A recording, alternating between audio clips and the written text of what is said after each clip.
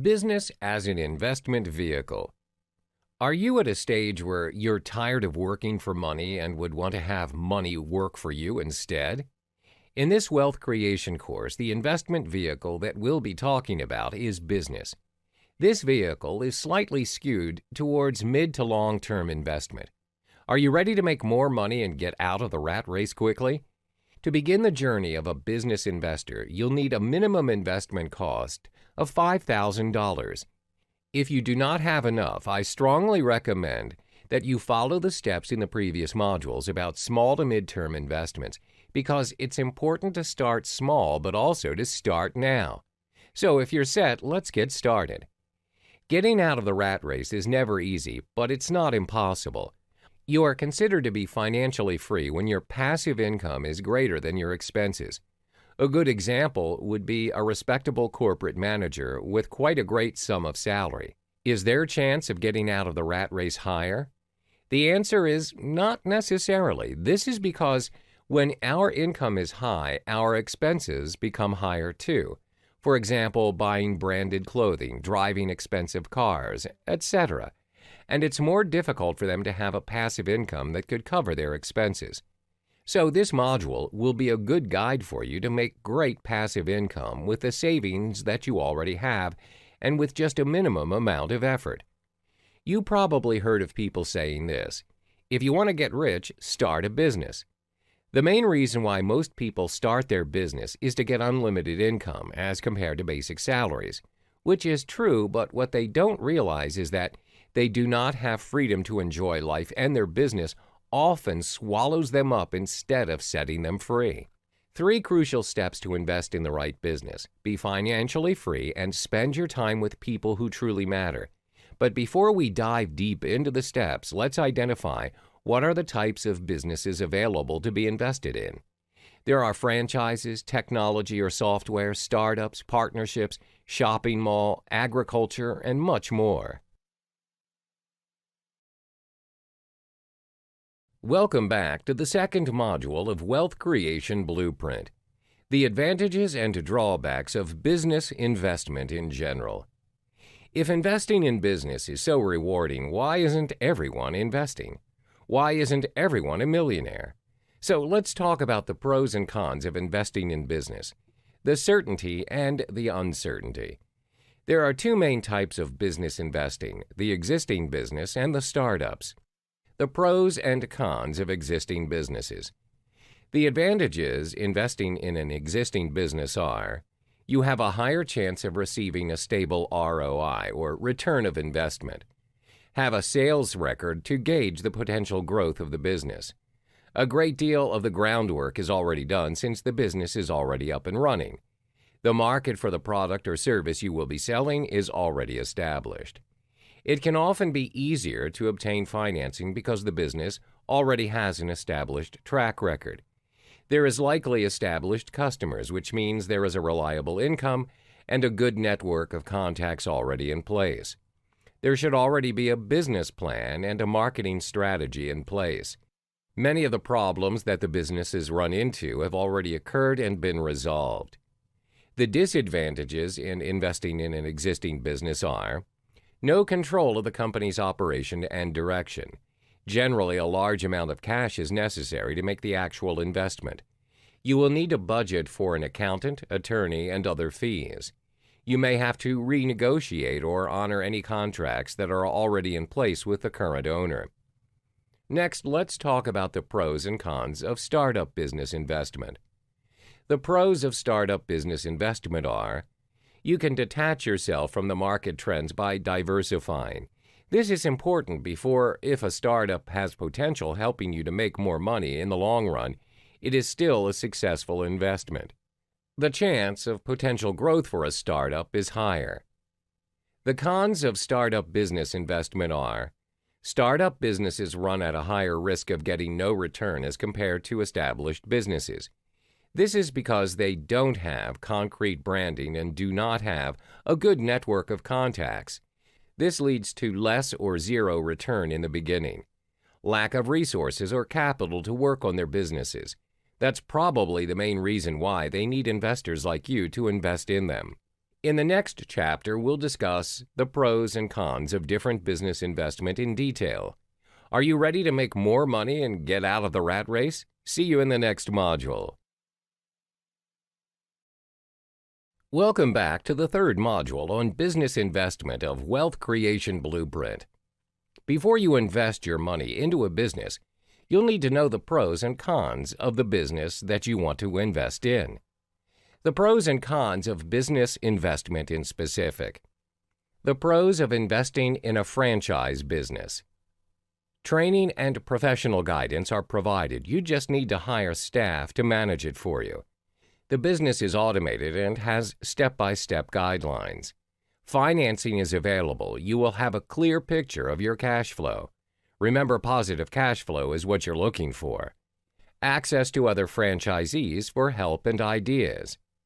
The cons of investing in a franchise business. Operational boundaries will always be there, be it geographical, financing, vendors, and so on. Limited industry, so choices may not be available in specific geographical areas. You must pay a royalty fee. The pros of investing in a technology business. Lucrative than other businesses. The cons of investing in a technology business. High risk, it requires a large sum of capital. This is because the cost of technology's hardware and software is fairly high, so ROI for short term is expected to be low. In the upcoming chapters, we'll discuss the 5 steps to invest in business. Welcome, and in this course, we discover that the first step to change is awareness. In the previous module, we talked about the potential benefits and the risks of investing in a business. So now, let's go to step 1 of investing in a business. Step 1, Part 1, identify and research the kind of business or field of your interest. Choose a business you're interested in and also have confidence in doing. Why? Because when you're interested in the business you're investing in, you will take the initiative to research about the company before you invest. If you're investing your money into some business you have not researched on, chances are your money is going into the drain. If you do not take charge or manage your money, someone else surely will. After you identify the business you want to invest in, research the background of the company. Check the company's previous 5 years tax record, annual financial statement, sales figure, profit margin, number of employees, and percentage of ROI. How to go about doing, getting, and the reason behind the records will be explained in the next few modules. In this module, we will be continuing Step 1, Part 2. After identifying your area of interest in the kind of business you want to invest in, now let's see whether you are ready. Is it important to check the company's background before you invest? Yes, definitely. We'll be discussing the 3 crucial elements that you need to look at before investing in any business. Annual financial statement.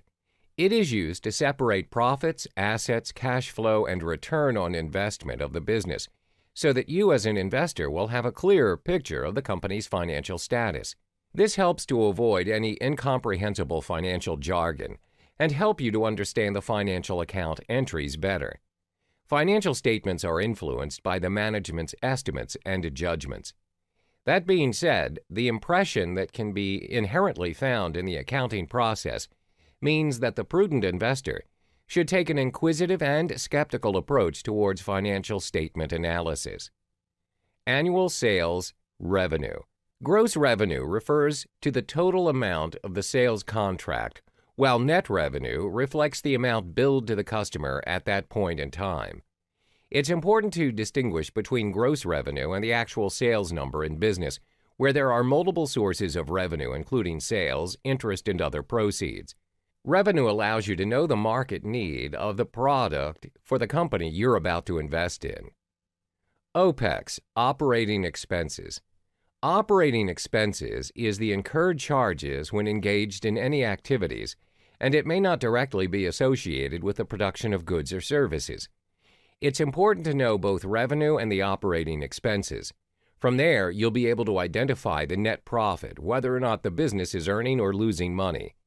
Is the business profitable in the long run? Will you be able to make more than what you invested? In the next module, we'll teach you important formulas that will help you make rational decisions in any business you want to invest in. Hope to see you there. In the previous module, we talked about identifying areas of interest in business investment and what are the things to be on the lookout for before investing in a company. So now let's move forward to the second step of investigating a business, the golden formulas to your massive passive income. The golden formulas. Formula 1. Multiple is the performance metric A over performance metric B. A multiple can be used to show how much the business is worth in the market. For example, using the P/E ratio, if you plan to invest your money into a company, you'll need to know how well the company is doing or how much the company is earning for the past few years. The price of the company can be estimated by multiplying the annual earnings of the company by the multiplier of 12. Simple math, but this formula only can be used as a rough estimation of how much the business is worth. However, a more precise way of doing it will be using the EV/EBITDA formula. It is used to measure the cash flow available to the company or business. EV to earnings before interest and taxes, EBIT, also referred to as EV/EBITDA, is used for less capital-intensive companies with a small amount of depreciation and amortization expenses. All multiples act as a single number that analysts can multiply by some financial metric to determine the relative value or worth. With EV/EBITDA formula, you will be able to make comparison between you and your competitor who are doing similar types of business.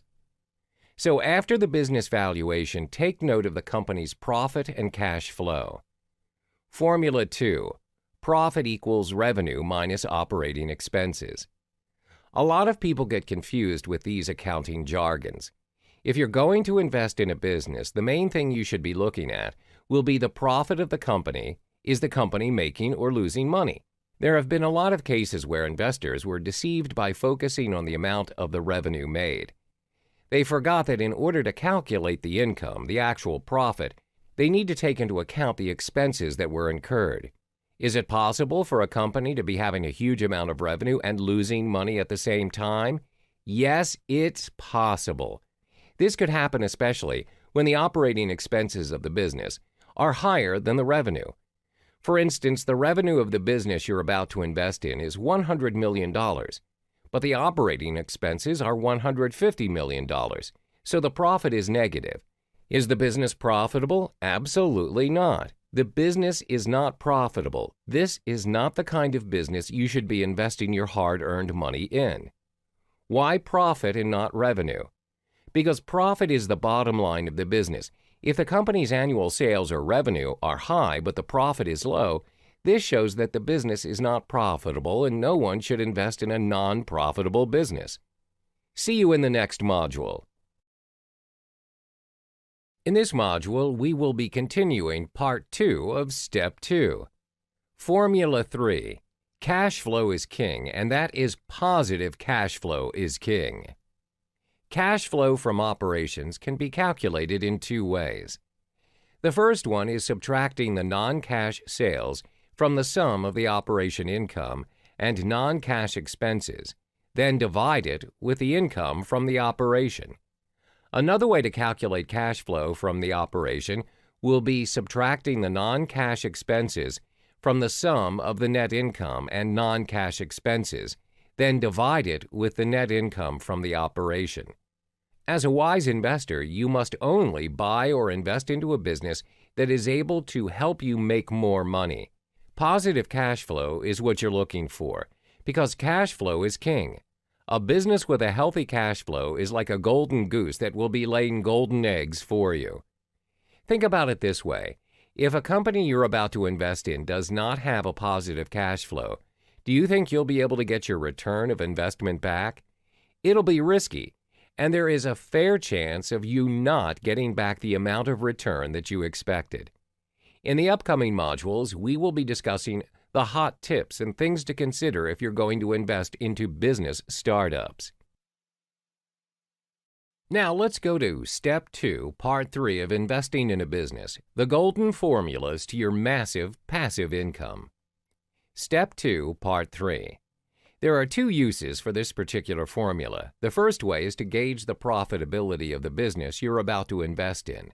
Looking in another perspective, the second way will be to calculate whether you're making money from that investment. That's ROI, your return on investment if you're going to invest a lump sum of money into the business, and whether you're getting your return. Formula 4, Return of Investment, ROI. Formula for ROI. Scenario 1 for business. Business itself is already an investment. To confirm whether the business you're about to invest in is making money, maintaining a positive cash flow, you'll need to find out the ROI of that particular business for the period of at least 2 to 5 years. How to go about doing it? You have to identify the total revenue and cost of the business. ROI of that business can be calculated by subtracting the total cost for the company to run at an efficient and optimum rate from the total revenue of the year, and then divide it over the total cost you've identified earlier and multiply the amount you got. That's the ROI of the company. The ROI is equivalent to the net income from a business or a project divided by the total money invested in the venture multiplied by 100. By venture, I mean other investors. For example, they spent $100,000 to open a digital publishing company and make a net profit of $15,000 in 1 year. So their annual ROI equals $15,000 divided by $100,000 times 100 equals 15%. When calculating ROI, the investment will include not only what the investor spent out of pocket, but also all the borrowed funds. In the same example, the owner might have invested $60,000 out of pocket and secured a loan for $40,000. You must be wondering why you need to calculate the ROI in two ways. Here's why. It does make a lot of sense to think that you only need to know the ROI of the business. But a winner will further ponder in the event where the company's ROI is high. Definitely, the ROI for the money you invested is high too, but the question is, how high? Scenario 2, for yourself, more commonly known as return of equity, ROE. As an investor, you must know the potential return before investing. Never invest in a business that has ROI lower than 5%. How is the ROI for business different from the ROI for yourself?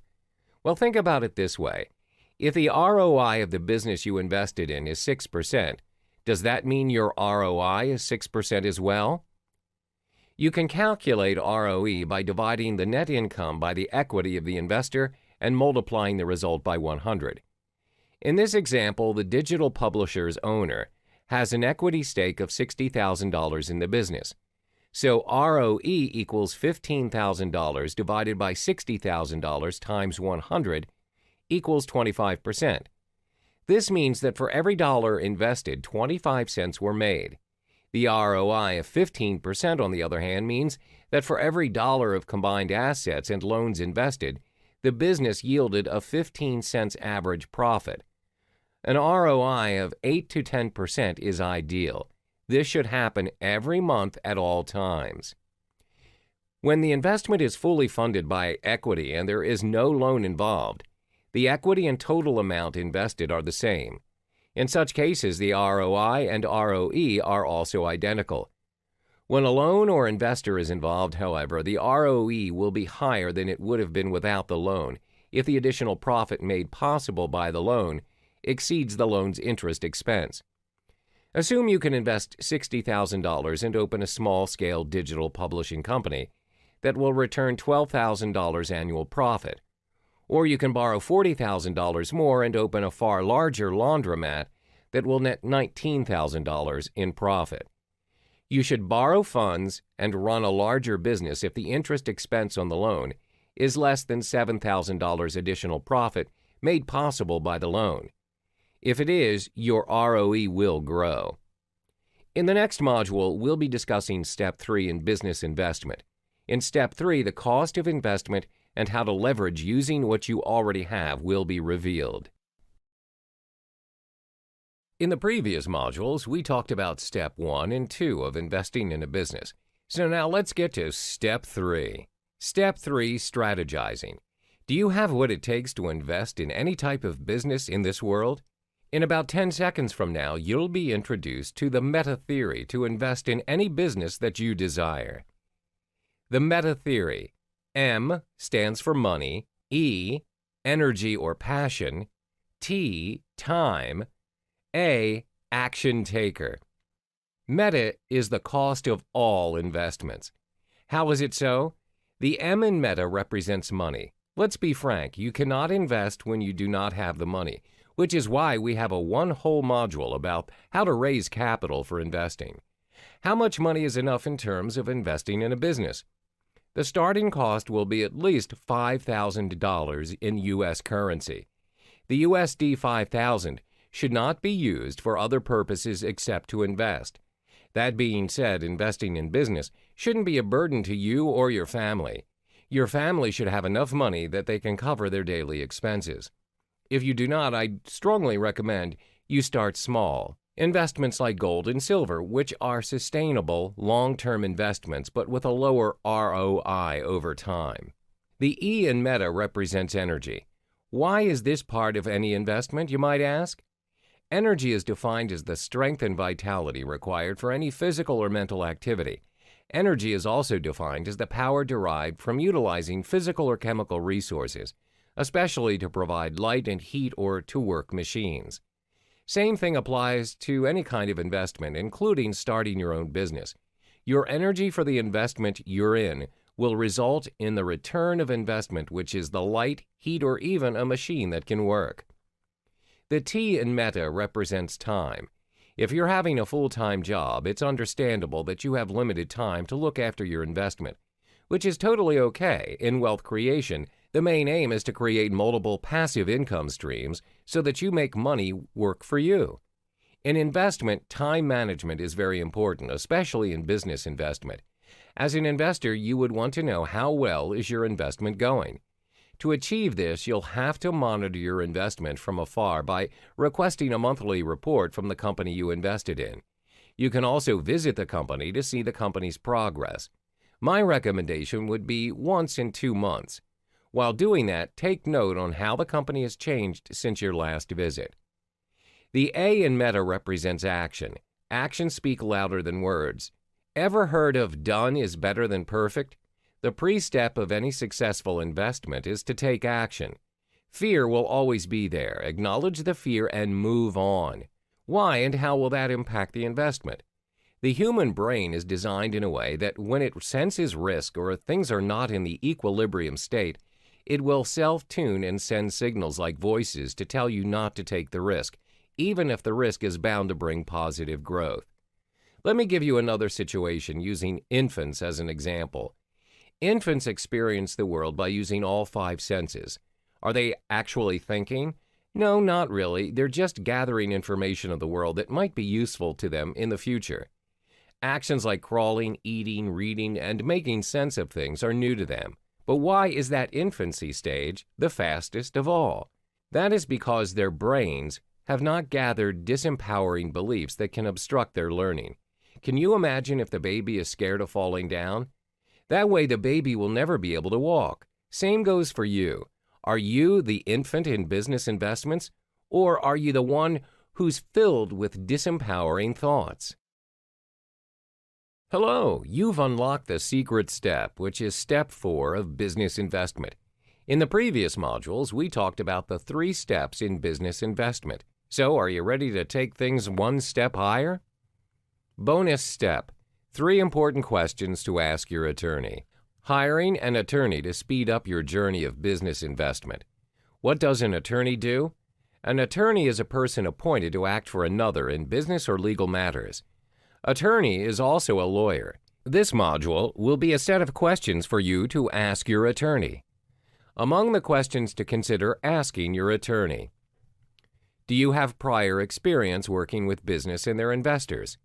From there, ask them to share their experience in connecting investors to a businessman with you. What is the common issue that made the investor turn down the investment? Then reflect whether or not you're facing the same problem. What red flags do you see and how can they be avoided? If yes, ask for advice from the attorney that can help that problem. Here are some questions you can ask your attorney. How much personal protection do I have if the company is sued? What if management made decisions or agreed with terms with other parties after you've invested in them? Are you supposed to share the cost of their mistakes? These questions are crucial. In the next module, we'll be talking about the million-dollar question every investor should ask. Hello, welcome back to Part 2 of the Secret Step in Business Investment. Are you ready to know what are the frequently asked questions by investors? What are the advantages and disadvantages of the investment I'm considering? How much money could I potentially lose if my investment goes bad? If you have more than enough to invest and just want things to be fast, this is what you can ask your attorney. This can also help you identify the quality of the attorney you're engaging with. Is he or she really the one for you? Is he or she on your side or on the businessman's side? Know the potential risk or failure is also an opportunity for you to make a wise choice and a rational decision.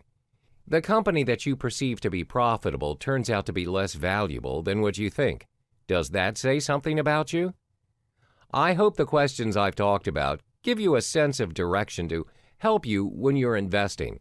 In the next module, we'll be talking about killer tips to any successful investment. Business as an investment vehicle. In the previous module, we've talked about the hidden step, which is Step 4, legal way to invest in any businesses. Amazing! Now let me share with you the killer tips for business investment success. Insurance. To secure your investment, check if the company bought any insurance. This is crucial. What if accidents happen to the company you invested in? Will the accident affect your return of investment? You might feel bad for only thinking about the money, the ROI, but it's true. Who will put in money to a company that'll generate not profit but loss? Can the whole situation be avoided in the first place? How? By buying insurance for the business. Do not compromise to things that can bring you down, especially when those things can be easily avoided. Location. Is the business you're investing in online or offline? If it is an offline business, will the location of the company affect the sales of the business? Is it accessible to the local community? If it is possible for you to pay a visit to the company you're going to invest, do it. The office. If you're visiting the office, which I strongly recommend you do, because there will be signs whether the company you're investing in has the potential and is ready for significant growth. In the next module, we'll discuss the 3 main pointers that you should be aware of when you're visiting the office. Welcome back to the Killer Tips to Business Investment Part 2. The very first thing you should be looking at will be the culture of the office. Does the company have a code of honor or somewhat similar mission, vision, goals? A code of honor is a set of rules which are agreed on by everyone in the company, committing to bringing the company forward. Then get to know how the business works and talk to the employees. This can help you predict the management style of the business. Do you agree that unity produces strength? Would you rather invest in a company where the management is making all the decisions and employees with excellent potential are not being appreciated, or a company which values people that are creative at solving problems and having fun while doing it? At the end of the day, it's the results that matter. You might have that kind of thinking, but isn't it better to get the results and have fun at the same time? This way, the turnover rate will be reduced and the company does not have to spend time and money to train people all the time. But what if you're unable to verify the data you're supposed to know? Does that say something about the company you're about to invest in as well? If the company doesn't practice and cultivate clarity, do you think that they really know what they're doing? If a sea wanderer does not know how to navigate the sea, do you think they can escape from heavy storms in time? If the company's directions are not being stated clearly, can the company go far? Clarity is power. Make sure you're clear about whatever things you're doing and about to do. Continuing with business as an investment vehicle. Hello there. In the last modules on business investment, we have been discussing the 5 aspects to take note before confirming the investment with the company you're interested in investing in. The first aspect would be the automation of business. Why is this important? I've never seen any successful business without automation. What does it mean when the business doesn't have any automation? The opposite of automation is dependency. Would you invest in a business that is fully reliant on the boss or manager? What if the boss or manager decided to take themselves out from the business? Do you think the business can still run smoothly? The company you're investing in should be up and running without the need to depend on anyone. That being said, only big decisions should be decided by the manager or the boss. The second aspect is a complete list of the company's liability. This is important because the numbers from the business valuation can be adjusted to make it look appealing just to get you on board. With a liability list, you'll be able to know who the company is receivable from and payable to. How is that important to you as an investor? Well, think about it this way. The profit can be influenced by the liability of that particular company. So invest in a company with a high profit and low liability. The third aspect is to identify to whom the company receivables is from and payable to. Receivable and payable also includes debt disclosure. If the company you're investing in is in debt, but it has potential to grow and to make a lot of money, do not invest in them. In debt and on loan is different. It is possible for a company with potential to be on a loan, but not when it is in debt. In debt and turnover rate are telltale signs that the company is not doing as well as what the business valuation has shown. Hello there. Congratulations, you're nearing the end of the course on business investment. By now, you need to have faith in yourself and take action in investing. Remember the story of the infants? Do you want rapid growth or stagnation? So let's continue with the fourth aspect, which are the legal contracts. This part is where things get interesting. There are companies out there in the market which are doing pretty well and are tied by some legal contracts with a third party. Upon investing, do you have to obey the contract's terms and conditions too? Will this bring you more favorable results or negative ones? You need a lawyer or attorney to solve these things for you. Yes, it might increase the cost of your investment, but it's worth every penny for it because these are the external factors affecting your returns of investment, or ROI. The last aspect will be the reputation of the company and the relationship of the buyer with the seller. How do you go about learning that? Log on to the company's website, social media page, or any online forum to have a glimpse of how the community reviewed that particular company. This has an impact on the return of investment as well, because the company can only be profitable if the community likes the products or services the company provides. And that's the end for Business Investment Lesson. Hi there. Good to see you again here because I know you're one of the few who's eager enough to have the desire to master the art of investment. Congratulations. Let the fire in you burn bright. Now, what you really need is simple, which is getting into the game. Begin now from wherever you are with whatever you've got. Starting now is more powerful than starting perfect. Remember the A in Meta represents actions? And I have something really interesting for you coming up next. Here are 10 action points for you to execute your plan and journey of investing. First, surround yourself with experts. Exchange ideas with them. Banish excuses that are in your way to achieve financial freedom. Spend at least one day a month to check on the progress of the investment. Practice patience and optimism. Turn your obstacles into opportunities. Focus on what you have now and be grateful for it. A positive mind will attract more positive things in life. Identify situations or people who are downers in your life. Stay positive. Take things one step at a time. Know your own capabilities, strengths, and weaknesses.